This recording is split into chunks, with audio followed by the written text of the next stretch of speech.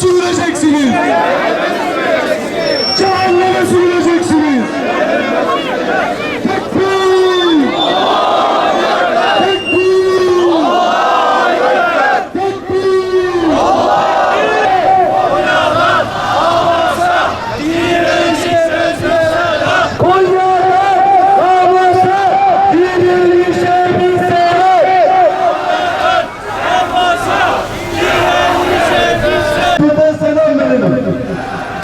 Şehit Ahmet Yasin, Yahya İlyas, Yahya Silva, İsmail Haniye, Ebu Ubeyde, Yahya Silva, Abdülaziz Elgizi ve bütün şehitlere tekbir!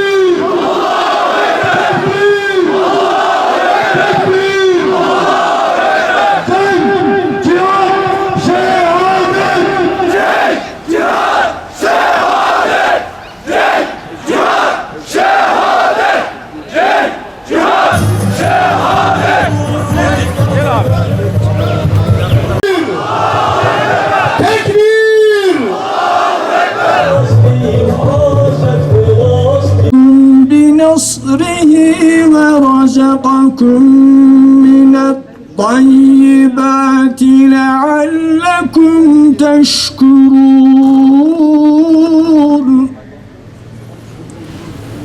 Selamlıyoruz. Gazze'de, Lübnan'da ve tüm coğrafyamızda direnen, İslam'ın onurunu, İslam'ın izzetini savunan bütün kardeşlerimize selam olsun diyoruz.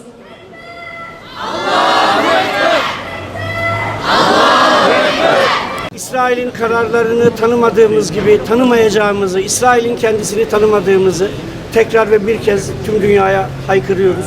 İsrail bu coğrafyadan defolup gidinceye kadar mücadeleyi devam edeceğiz. İsrail yıkılmadan İslam coğrafyasına huzur yok. İslam coğrafyasına sükunet gelmeyecek. Biz de bütün gücümüzle mücadele etmeye devam edeceğiz inşallah. Teşekkür ederim. Biz teşekkür ederiz. Ya Erhamer Rahimin ve ya Ekremel Ekremin. Yerlerin ve göklerin yegane sahibi, mülkün mutlak mutasarrıfı, bize merhamet eyle ya Rabbi. Gözyaşları arşa ulaşmış annelerin ahı hürmetine, feryadı semayı titreten, feryadı semayı